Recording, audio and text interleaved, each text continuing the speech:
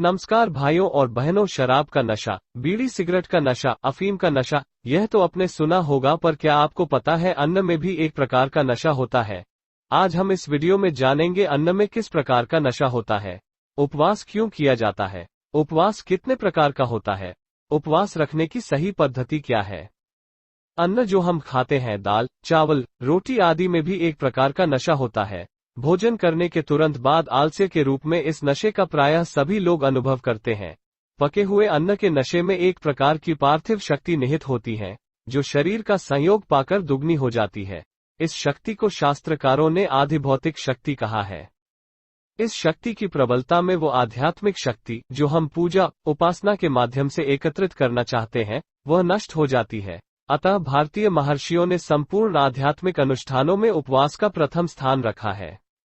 विषय विनिवर्तन्ते निराहारस्य देहिनः, गीता के अनुसार उपवास विषय वासना की निवृत्ति का अचूक साधन है। जिसका पेट खाली हो उसे फालतू की मतरगस्ती नहीं सचती। अतः शरीर, इंद्रियां और मन पर विजय पाने के लिए आसन, प्राणायाम और उपवास की परम आवश्यकता है। आयुर्वेद तथा आधुनिक विज्ञान दोनों का एक ही निष्कर्ष है कि व्रत और उपवासों जहां अनेक शारीरिक व्याधियां समूल नष्ट हो जाती हैं, वहां मानसिक व्याधियों के शमन का भी यह एक अमोघ उपाय है। इससे जठराग्नि प्रदीप्त होती है व शरीर शुद्धि होती है। फलाहार का तात्पर्य उस दिन आहार में सिर्फ कुछ फलों का सेवन करने से है, लेकिन आज इसका अर्थ बदलकर फलाहार में से अपभ्रंश होकर फरियाल बन गया है और इस फरियाल में लोग ठूस ठूस कर साबूदाने की खिचड़ी, मुरैया की खिचड़ी, राजगीरा का हलवा या भोजन से भी अधिक भारी, गरिष्ठ, चिकना, तला हुआ व मिर्च मसाले युक्त आहार का सेवन करने लगे हैं।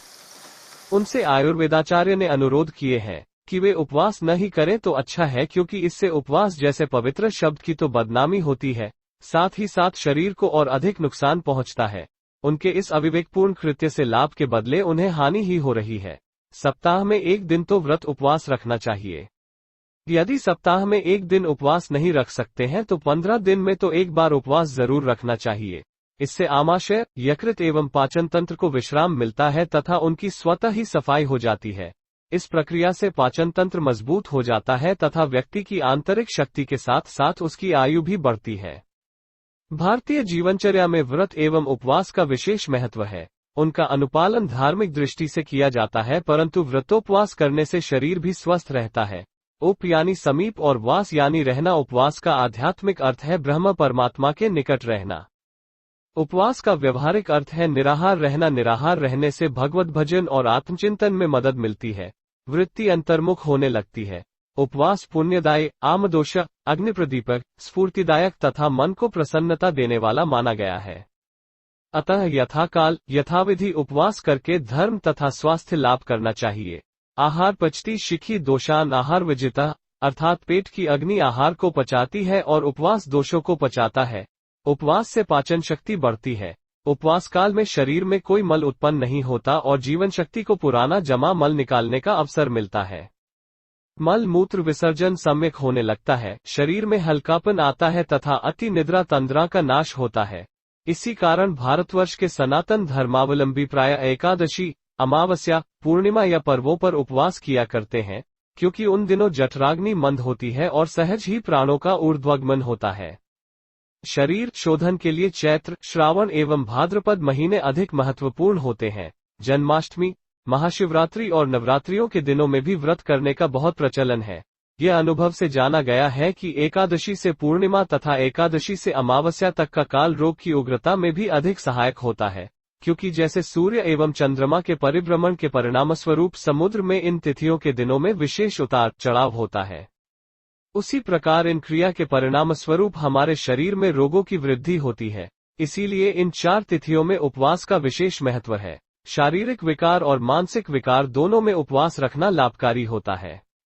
शारीरिक विकार जैसे अजीर्ण, उल्टी, मंदाग्नि, शरीर में भारीपन, सिरदर्द, बुखार, यकृत विकार, श्वास रोग, मोटापा, संधिवात, संपूर्ण शरीर में सूजन, खांसी, दस्त लगना, कब्जियत, पेट दर्द, मुंह में छाले, चमड़ी के रोग, गुर्दे के विकार, पक्षाघात आदि व्याधियों में रोग के अनुसार छोटे या बड़े रूप में उपवास रखना लाभकारी होता है। मानसिक विकार जैसे मन पर भी उपवास का बहुमुखी प्रभाव पड़ता है। उपवास से चित्त की वृत्तियां रुकती हैं और मनुष्य जब अपनी चित्त की वृत्तियों को रोकने लग जाता है, तब देह रहते हुए भी सुख, दुख, हर्ष, विषाद पैदा नहीं होते। उपवास से सात्विक भाव बढ़ता है, राजस और तामस भाव का नाश होने लगता है, मनोबल तथा आत्मबल में वृद्धि होने लगती है। अतः अति निद्रा, तंद्रा, उन्माद, पागलपन, बेचैनी, घबराहट, भयभीत या शोकातुर रहना, मन की दीनता, अप्रसन्नता, दुख, क्रोध, शोक, ईर्ष्या आदि मानसिक रोगों में दवाई से उपचार सफल न होने पर उपवास विशेष लाभ देता है। इतना ही नहीं अपितु नियमित उपवास के द्वारा मानसिक विकारों की उत्पत्ति भी रोकी जा सकती है।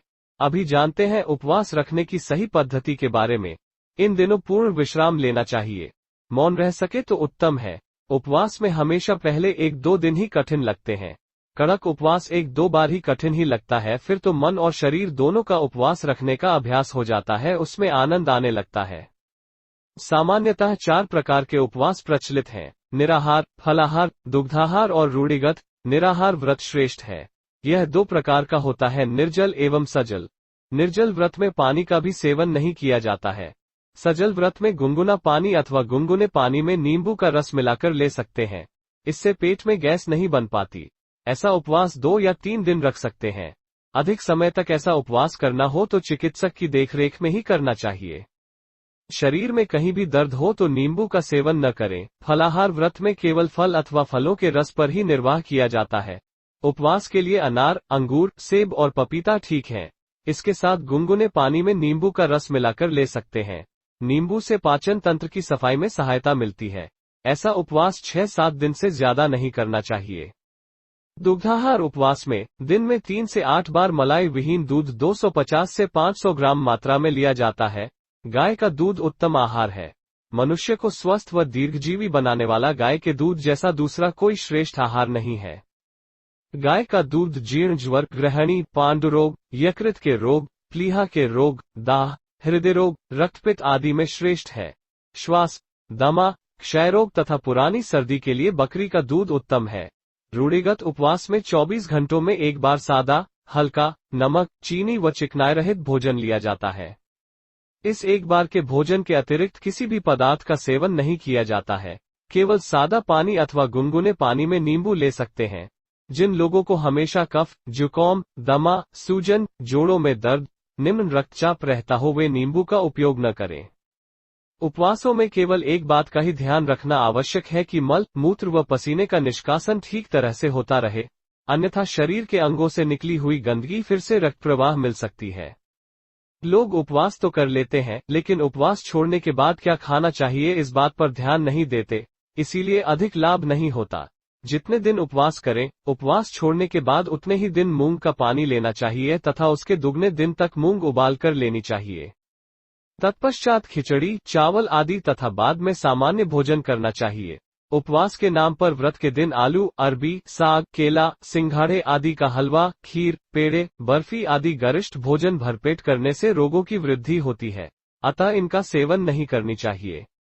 गर्भवती स्त्री, क्षयरोगी, अल्सर, मिर्गी के रोगी को व अति कमजोर व्यक्ति को उपवास नहीं करना चाहिए। मधुमेह के मरीजों को वैद्यकीय सलाह से ही उपवास करने चाहिए। स्वास्थ्य संबंधित और भी वीडियो देखने के लिए हमारे चैनल को सब्सक्राइब करें। वीडियो देखने के लिए धन्यवाद।